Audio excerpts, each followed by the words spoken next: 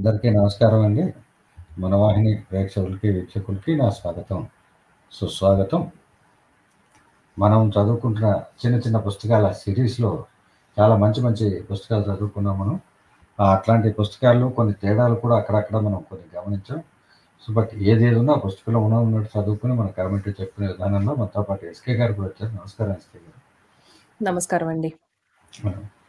So, తథ్యంగ మహర్షి గురించి మనం ఇవాళ పుస్తకంలో చదివే ప్రయత్నం చేస్తాం. ఈ తథ్యంగ మహర్షి గురించి నేను అసలు ఏమీ చదవలేదు. నాకేం తెలీదు. మీకు కూడా నన్నసలు మీరు అడగక్కర్లేదు. అడగక్కర్లేదంటారు కాబట్టి తథ్యంగ మహర్షి గురించి మీరిద్దరం కలిసి తెలుసుకుందాం. మన వీక్షకులకు కూడా తెలిపే ప్రయత్నం చేద్దాం.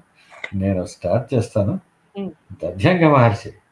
అది తథ్యంగ మహర్షి ఆశ్రమం. ప్రాతకాలంన సూర్యుని ఎర్రని కాంతులతో ఆకాశము చూడముచ్చటగానుండెను.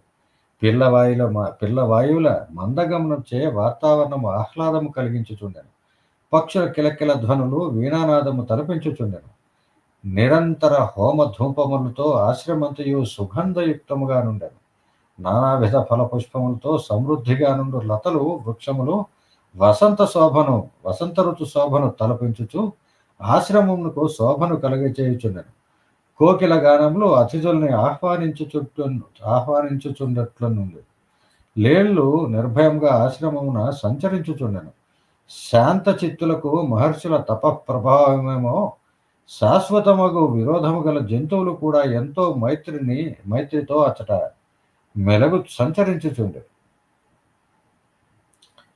మెలుగుచున్నాం అనుకోండి.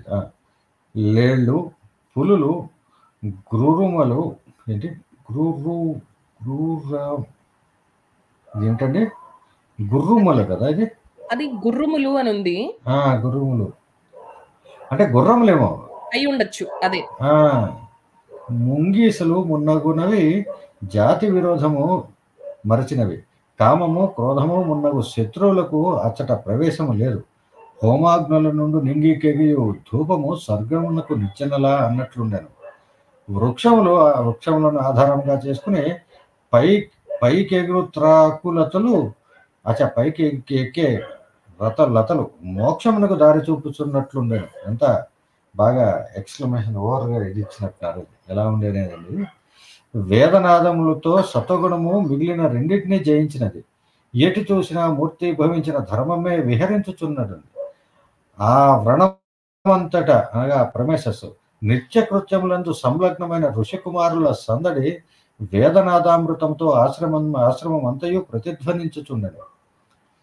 ఇప్పుడు దధ్యంగ వర్ణన గురించి మనకు తెలుస్తుంది. మూర్తి భవించిన ధర్మస్వరూపుడు దధ్యంగ మహర్షి. అపకార్యకు ఇంద్రునికి కూడా ఉపకారం చేసిన మహోన్నత వ్యక్తి. స్వార్థము వారి దరి చేరదు. వారి నిత్య కర్మలనియు మానవ కళ్యాణం కొరకే. పాపాలంకి ఏంటని నాకు కనపడతావట్లేదు. పాప పంకిలమగు జగత్తును ఉద్ధరించుటే వారి లక్ష్యం. తాము మోక్ష మార్గంను అన్వేషించుచు ఎందరికో బ్రహ్మ మార్గంను ఉపదేశించుట వారి ఆశయం.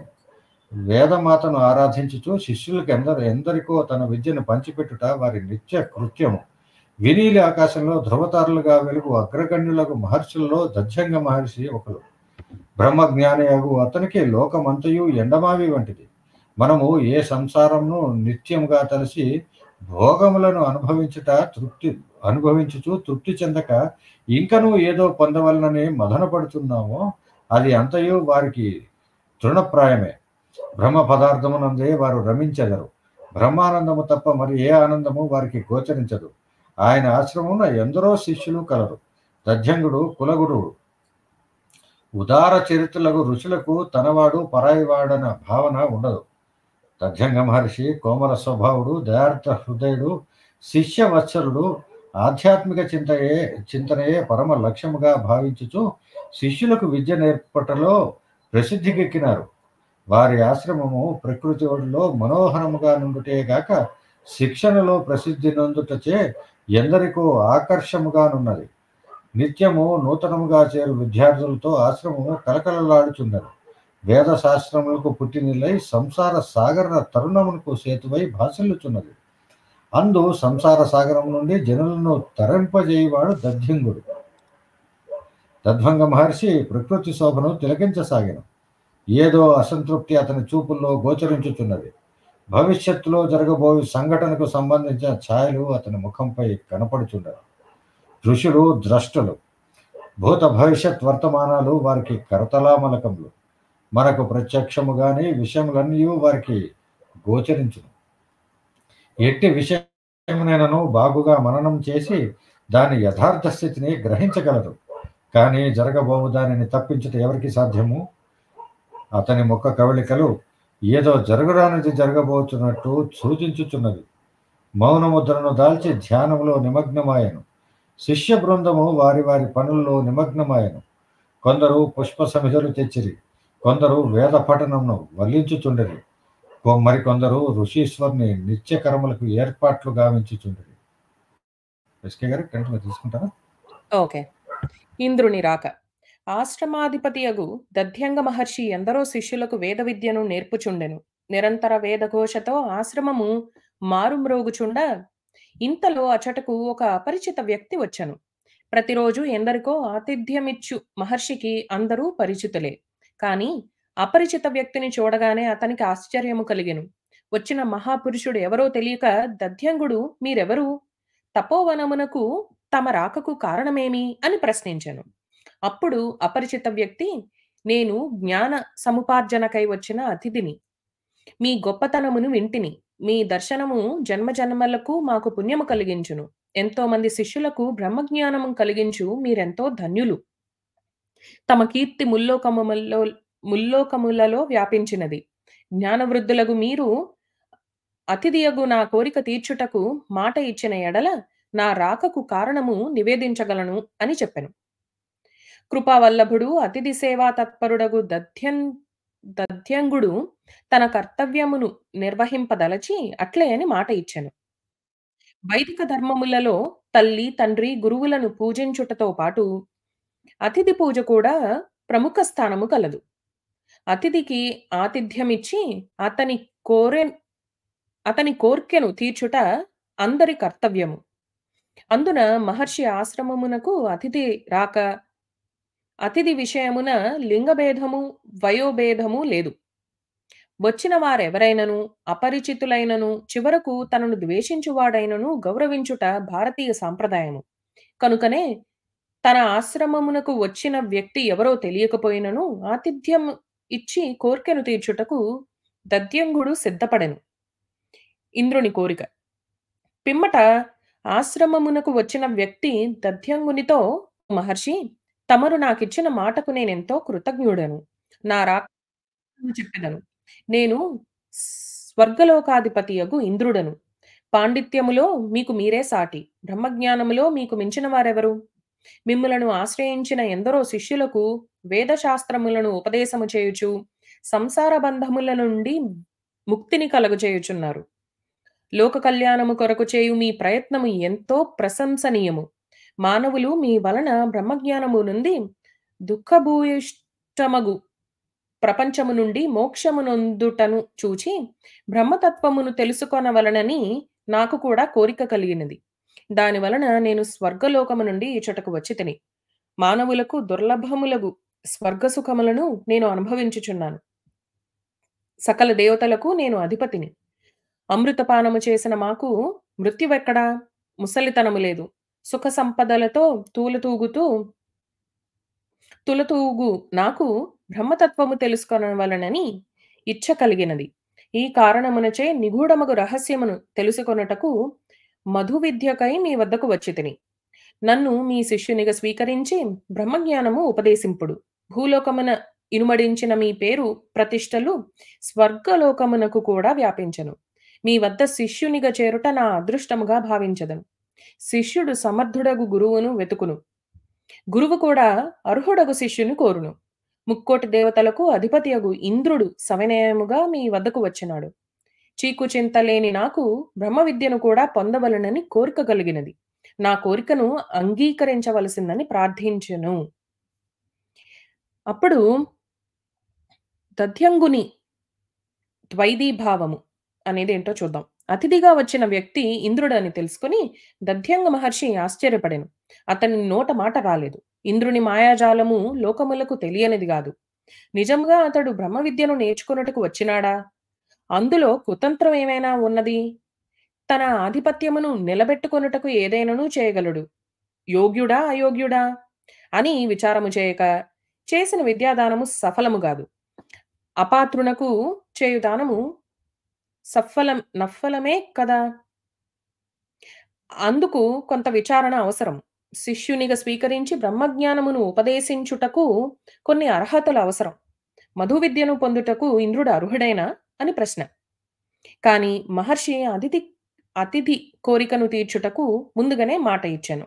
ఇచ్చిన మాట నిలబెట్టుకొనవలెనా? లేక అనర్హునికి బ్రహ్మ విద్యను ఉపదేశించవలెనా? ముందునుయి వెనక గొయ్యి. ఇచ్చిన మాటను నిలబెట్టుకోలేకపోయినను, అర్హత లేని వానికి విద్య నేర్పించినను దోషమే గదా! మహర్షి సంకట స్థితిలో పడెను. ఇచ్చిన మాటను నిలబెట్టుకొనుట భారతీయ సంప్రదాయం. ఆడిన మాట తప్పరాదు. హరిశ్చంద్రుడంతటి వాడు అసత్య దోషమును పరిహరించుకొనుటకు ఎన్నో కష్టములను అనుభవించెను గదా! ఒక్క అబద్ధమాడినా లేదా ఆడిన మాట తప్పినా అతని జీవితమంతయు సుఖమేనా? ఏమో దుఃఖం అనుకుంటా. కానీ మహాపురుషులు సాంసారిక సుఖములకు ప్రలోభపడి ధర్మ మార్గమును విడువరు. కౌరవ పాండవ యుద్ధమున ధర్మమునకే కదా అంతిమ విజయము. మరి సమస్యను మహర్షి ఏ విధముగా పరిష్కరించెనో చూద్దాం. అన్నము, విద్య, కన్య ఈ మూడిటిని అడగని వారికి ఈకూడదు. అడిగినను పొందుటకు అతనికి అధికారం ఉన్నదో లేదో పరిశీలించవలెను. అర్హత లేని వానికి విద్య నేర్పినా అది బూడిదలో పోసిన పన్నీరే. అయోగ్యునికి శాస్త్రములు నేర్పినా దాని వలన నష్టమే గాని ప్రయోజనం లేదు. గురువు శిష్యుడు తనకంటే గొప్పవాడు కావాలనని కోరుకొను. కనుకనే ప్రతి గురువు తను నేర్పిన విద్య సఫలమగుటకు యోగ్యుడగు శిష్యుని ఎంచుకొనును. అందున బ్రహ్మ పదార్థమును ఉపదేశింపవలనన్న అధికారం ఉన్నదా లేదా, యోగ్యుడగునా కాదా అని తప్పక పరిశీలించవలను.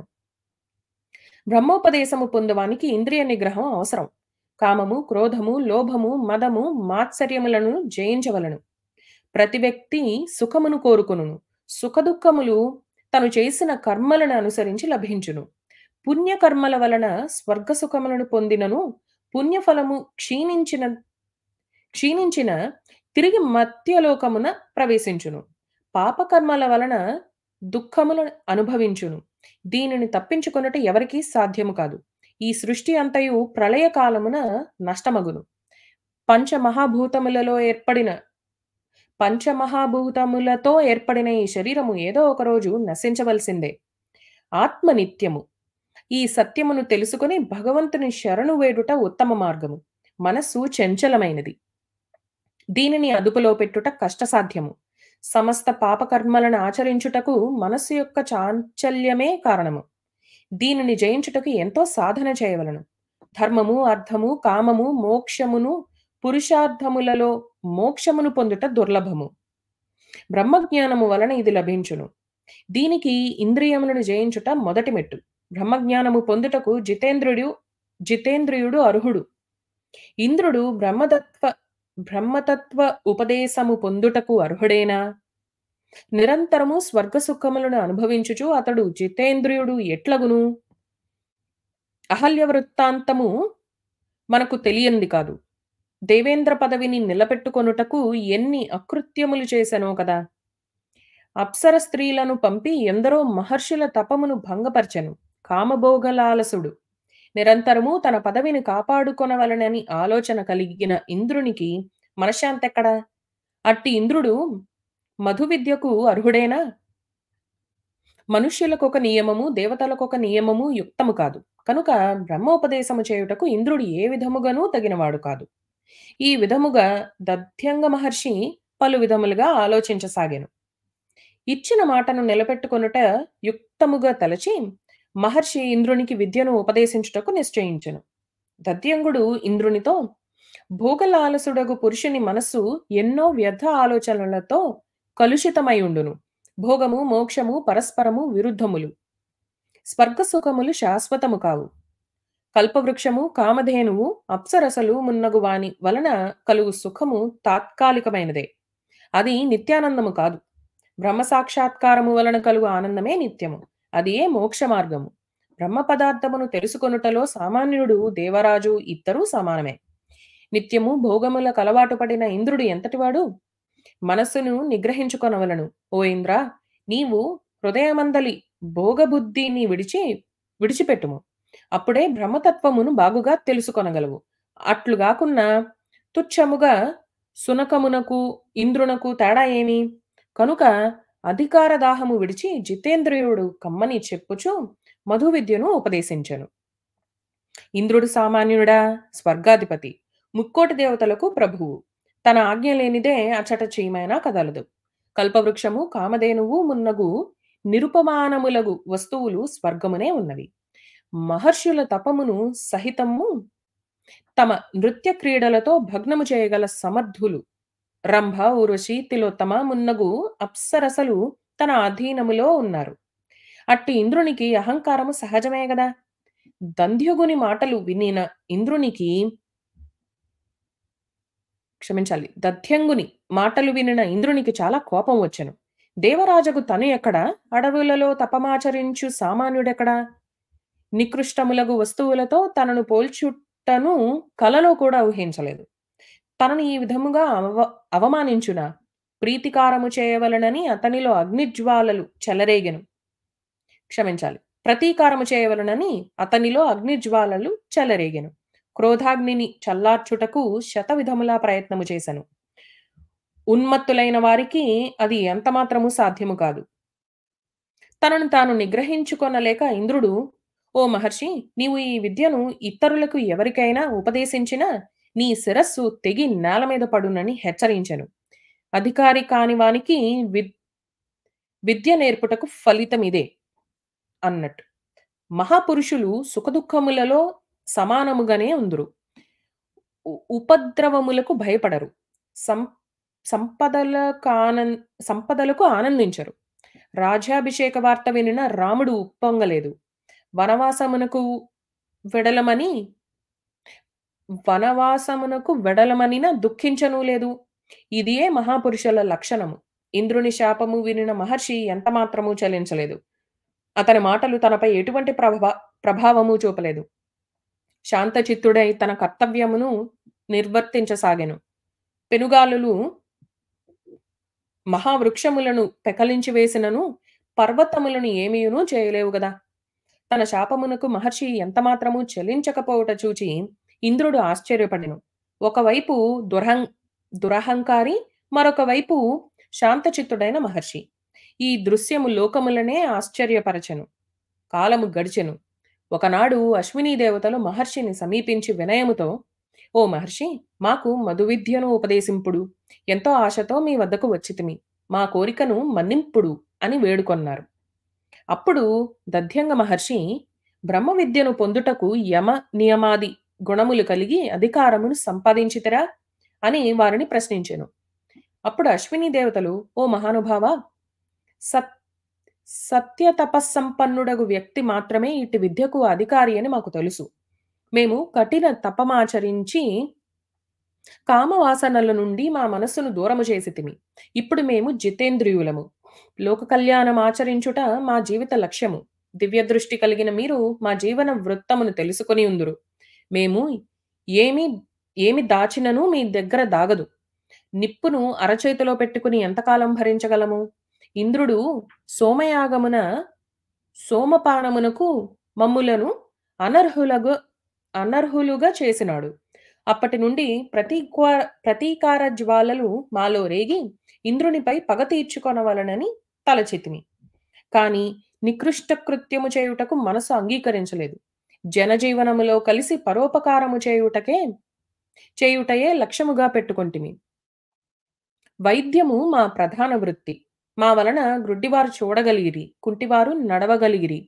ముసలితనముతో బాధపడు ఎంతో మందికి అది పోగొట్టి నూతన యవ్వనమునిచ్చితిమి. చ్యవన మహర్షి వృత్తాంతము మీకు తెలియంది కాదు.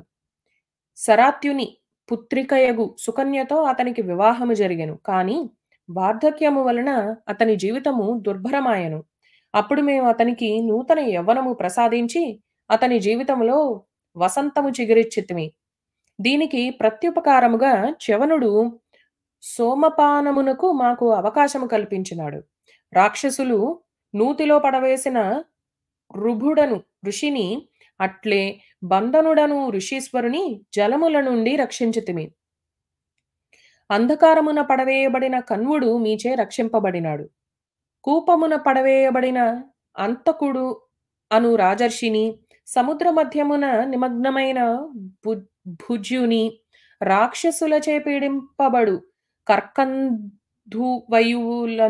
రక్షించితిమి.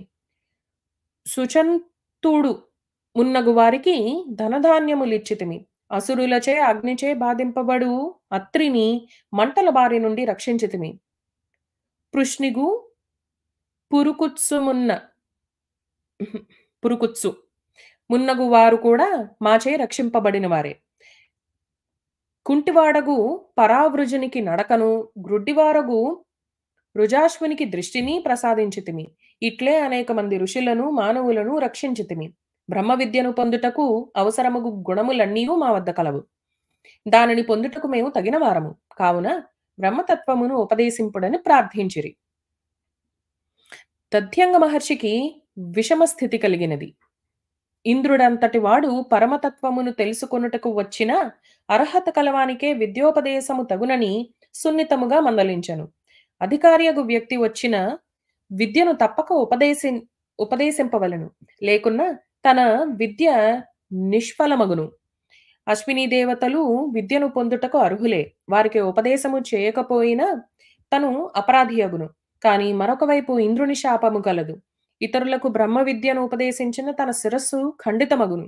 బ్రహ్మ విద్యను అర్హులకు ఉపదేశింపవలన, లేక స్వార్థబుద్ధితో తన జీవితమును నిలబెట్టుకొనవలన?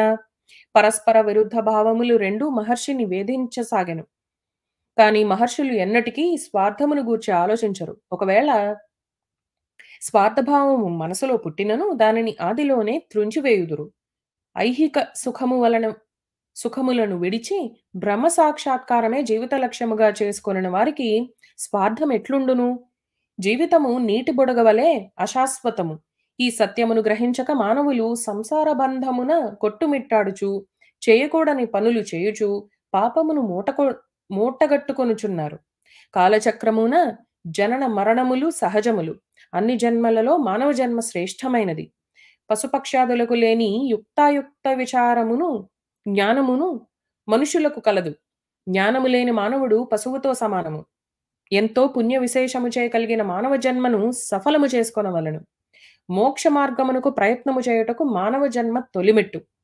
అనిత్యములగు సంసార సుఖముల వైపు దృష్టి మళ్లించక భగవద్దర్శనము వలన కలుగు నిత్య సుఖమును పొందుటకు కొందరు ప్రయత్నించెదరు. శారీరక సుఖములను విడిచి అడవులకు వెడలి తపమును ఆచరించెదరు. ఎంత మాత్రము స్వార్థము వారి దరిచేరదు. దధ్యంగ మహర్షి అశ్విని కుమారులకు విద్యను ఉపదేశించుటకు నిశ్చయించుకొనెను. ఈ వార్త వినిన వారి ఆనందమునకు అవధులు లేవు. తమ జన్మ సఫలమైనట్లు తృప్తిపడిరి. కాని మహర్షి వలన ఇంద్రుని శాప వృత్తాంతము విని నిర్ఘాంతపోయిరి. వారి ముఖముపై ఒకవైపు ఉత్సాహము, మరొక వైపు విషాదము. ఇంద్రుడంతటి వాడు అకారణముగా మహర్షిని శపించుట యుక్తమేనా? యుక్తాయుక్త వివేక శూన్యుడై మదాంధుడై ఇంద్రుడు ప్రవర్తించిన తీరు అశ్విని దేవతలకు ఆశ్చర్యము గొలిపినది. కాని దీనికి తగిన పరిష్కారము కూడా వారి వద్ద కలదు. సంజీవని విద్య యందు సిద్ధహస్తులు వారు. తమ విద్యచే అచేతనులను చేతనులుగా చేయగలరు. తమ విద్య ప్రయోగించే అవసరము లభించినందున వారు ఎంతో సంతోషించిరి. అశ్విని దేవతలు తమ విద్య యొక్క ప్రభావమును మహర్షికి వివరించుచు, ఓ మహర్షి, మేము తాత్కాలికముగా తమ శిరస్సును వేరు చేసి దాని స్థానములో గుర్రము శిరస్సును మీకు అతికించదము. అశ్వము యొక్క శిరస్సు కలవారై మీరు మాకు మధు విద్యను ఉపదేశింపుడు. ఇంద్రుని క్రోధమునకు పాత్రులై గుర్రము శిరస్సును పోగొట్టుకొనిన పిమ్మట మీ శిరస్సును తిరిగి మీకు అతికించదము. ఈ విధముగా ఇంద్రుని క్రోధాగ్ని నుండి దూరము కాగలరు. మీకు ఎటువంటి ప్రాణహాని కలగదు. మా కోరిక కూడా నెరవేరునని చెప్పిరి. మహర్షి అంగీకరించెను. అశ్విని దేవతలు మహర్షి శిరస్సును భద్రపరిచి దాని స్థానములో గుర్రము తలను అతికించిరి. ఇదొక విచిత్ర సంఘటన. లోకములన్నీ విచిత్రముగా తిలకించుచున్నవి. అశ్వముఖుడగు మహర్షి అశ్విని కుమారులకు మధు విద్యను ఉపదేశించెను. వారు బ్రహ్మ విద్యకు సంబంధించిన రహస్యములన్నీ బాగుగా తెలుసుకొనిరి. ఈ లోకమున సమస్త పదార్థములు ఒకదానినొకటి ఉపకరించుకొనెను. పంచమహాభూతములు సమస్త ప్రాణులకు మధువు కాగా, సమస్త ప్రాణులకు భూతములు మధురూపములే. విశ్వమునకు ఆధారము ధర్మము సత్యము. ధర్మము ఆహా! విశ్వమునకు ఆధారము ధర్మము. సత్యము, ధర్మము మున్నగునవి మధురూపములు. ప్రళయ కాలమున సృష్టి అంతయు పరమాత్మయందు లీనమై ఉండును. పరమాత్మకు సృజించవలెనని కోరిక కలిగినప్పుడు అవిద్య లేక మాయా సహాయముచే సృష్టి జరుగుచున్నది. జనన మరణములు స్వాభావికములు. ఎంతో పుణ్యము చేసిన గాని మానవ జన్మ లభించదు. దీనిని సుఖభోగములకు నిలయముగా చేసుకొనిన కాల ప్రవాహమున కొట్టుమిట్టాడుట తప్పదు. అట్లుగాక జ్ఞాన సముపార్జనకు సాధనముగా చేసుకొనిన మానవ జన్మ సఫలమగును. ఆత్మ సాక్షాత్కారము పొందినవాడు పరమాత్మలో లీనమగును. అతనికి మరు జన్మ లేదు. జన్మ లేకున్నా దుఃఖమెక్కడిది? చీకటిలో త్రాడును చూసి సర్పమని భ్రాంతిపడి ఎంతో భయపడితిమి గాని హాని జరగలేదు గదా! ఇది ఎంతయు బ్రహ్మ వలన కలిగినది. మెరిసే వస్తువులను చూసి బంగారమని గ్రహించిన తాత్కాలిక ఆనందము కలిగినను నిజము తెలిసిన తర్వాత దుఃఖమే గదా! సృష్టి అంతయు మిథ్య. లేనిది ఉన్నట్లు అగుపించును. మహాప్రళయమున ఏమియూ మిగలదు. సూక్ష్మ రూపమున అంతయు భగవంతుని యందు లీనమగును. మానవుడు పరమార్థమును తెలుసుకొని పరతత్వమును తెలుసుకొనుటకు ప్రయత్నించవలను. అధికార భేదముచే ఇది పొందుటకు జ్ఞాన మార్గము, కర్మ మార్గము, భక్తి మార్గము మున్నగు సాధనములు కలవు. ఎవరు ఏ మార్గమును అనుసరించినను పరమాత్మను చేరుట అను లక్ష్యం ఒక్కటే. కనుక ఓ అశ్విని దేవతలారా, ఈ రహస్యమును తెలుసుకొని జీవితమును ధన్యము చేసుకొనుడని మహర్షి ఉపదేశించెను. బ్రహ్మ విద్యను పొందిన అశ్విని దేవతలు ఎంతో ఆనందించి మహర్షికి తమ కృతజ్ఞతా భావమును ప్రకటించురు. ఓకేనండి. ఇంద్రుడి ఆగ్రహం. తనను కాదని మధు విద్యను మరొకరికి ఉపదేశించుటను ఇంద్రుడు సహింపకుండెను. మధు విద్యను పొందుట వలన అశ్విని కుమారులకు ఆనందము, కానీ అదే ఇంద్రుని క్రోధమునకు కారణమాయను. తన మాట చెల్లుబడి కాకపోవుటను కొందరు సహించరు. అందున ఇంద్రుడు ముందుగానే హెచ్చరించెను. మహర్షి తన హెచ్చరికను లెక్కచేయక తన అధికారమును ధిక్కరించుటను ఇంద్రుడు చేరాని నేరముగా భావించెను. ఈ దేహముపై మమకారము లేని మహర్షులు దేనికిని భయపడరు. కానీ ఇంద్రుడు అహంకారి. ఒక సామాన్య మానవుడు దేవాధిపతియగు ఇంద్రుని ఆజ్ఞను ధిక్కరించుటయా? తనకు తప్ప ఇతరులకి మధు విద్యను ఉపదేశించిన శిరస్సు ఖండితమగునని హెచ్చరించను మహర్షి లెక్క చేయలేదు కదా. తనకెంత అవమానము! ఈ విధముగా గర్వాంధుడైన ఇంద్రుడు తన ఆయుధంతో దధ్యంగుని శిరస్సును ఖండించను. అవినీతులకు శిష్యులు ఎంతటి అకృత్యము చేయుటకైనను వెనకాడరు. ఇంద్రుడు దధ్యంగుని శిరస్సును ఖండించుట తెలుసుకున్న అశ్విని దేవతలు గురువులకు ఇచ్చిన మాట నిలబెట్టుకున్నట్టుకు ఆలస్యము చేయక అతడికి వచ్చిరి.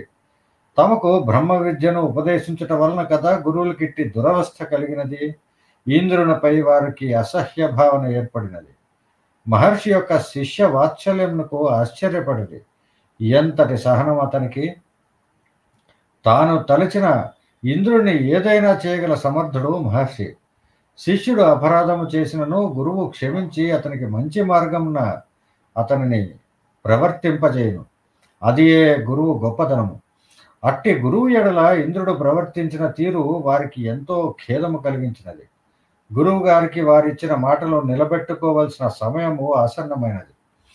వారు ముందుగానే భద్రపరిచిన శిరస్సును తిరిగి మహర్షికి అతికించిరి. మహర్షి బ్రతికెను.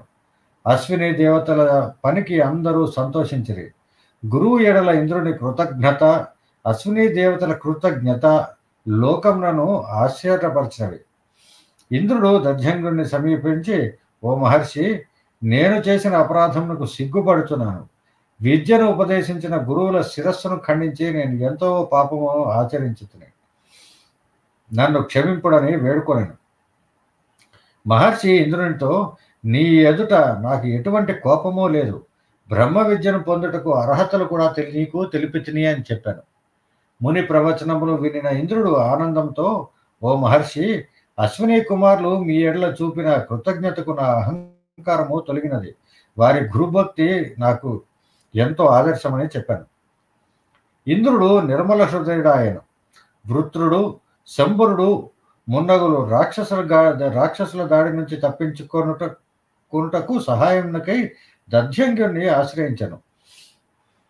అతని ఉపదేశమును అనుసరించి ఇంద్రుడు కురుక్షేత్రము దగ్గర శరణ్య అను జలాశయము నుండి దధ్యంగ మహర్షి యొక్క ఖండింపబడిన అశ్వ శిరస్సును వెదికి పట్టుకుని దాని వలన అనేక ఆయుధములు మరియు దాని ఎముక నుండి వజ్రాయుధమును తయారు చేసి వాని వలన శత్రువుల్ని ఓడించను. ఓహో, వజ్రాయుధం ఇలా వచ్చిందా? ఓకే. అశ్వని దేవతలకు బ్రహ్మోపదేశము కావించిన మహర్షి యొక్క అశ్వముఖము ఇంద్రునికి ఎంతనో ఉపకరించను. వైదిక కథాశ్రవంతిలో దధ్యంగుని పాత్ర లోకమునకు ఎంతో ఆదర్శప్రాయము. అపాత్రునికి అంటే పాత్రుడు కానివాడికి విద్యాదానము చేయుట ఎంత మాత్రమో తగదు. లోక కళ్యాణము లేదు సరికదా, అపకారము కూడా జరుగును. సమవర్తుడగు శిష్యుడు ఆచార్యుని ప్రతిష్టను ఇనుమడింపజేయును. అశ్విని కుమారులు యోగ్యులకు శిష్యులగుటచే ఇంద్రుని శాపము నుండి గురువుని రక్షించరి. పశ్చాత్తాపమును మించిన ప్రాయశ్చిత్తము లేదు. చేసిన తప్పు తెలుసుకుని సరిదిద్దుకొనుట మానవ ధర్మము. మహాత్ములు అపకారము చేసిన వారికి అపకారము తలచక ఉపకారమే చేయుదురు. ఇట్టి మహోన్నత ఆశయంలో మనకి దధ్యంగుని చరిత్ర వలన మనకి లభిస్తున్నవి. ఇంతటితోటి ఈ కథ మనకి సమాప్తం అవుతుందండి. సో ఎస్కే గారు, మీరేమైనా ఎనీ కామెంట్స్? బాగుందండి, మంచి మోరల్ స్టోరీ కదా. అపకారికి ఉపకారం చేసిన వాడికి అపకారం చేయకూడదు అనేది శిష్యుడు అనేవాడు ఉండాలి. శిష్యుడు వెధవైతే గురువు గారు ఎలా ఉండాలి అనేది కూడా మనకి ఇక్కడ కనిపిస్తుంది. అసలైన ఆదర్శ శిష్యులు ఎలా ఉన్నారో అశ్విని కుమారులు మనకి తెలిసారు. పనికి మాలిన శిష్యుడు అనేవాడు ఎలా ఉంటాడు అనేది ఇంద్రుడి రూపంలో మనకి తెలిసింది. ఇంద్రుడు మళ్ళీ పశ్చాత్తాపం పడిన తర్వాత మళ్ళీ అదే మహర్షి గురువు ఆయన్ని క్షమించి మళ్ళీ అదే గుర్రం నుంచి మళ్ళీ వజ్రాయుధం తయారు చేసుకుని అదే దాంతో అతను రాక్షస సంహారం కూడా చేస్తాడు. బాగుంది, అద్భుతంగా నాకైతే నచ్చింది. సో వీక్షకులు ఇంతటితోటి మాకు సెలవు అండి. మరో కథతోటి మరోసారి కలుస్తాం. అంతవరకు స్వస్తి.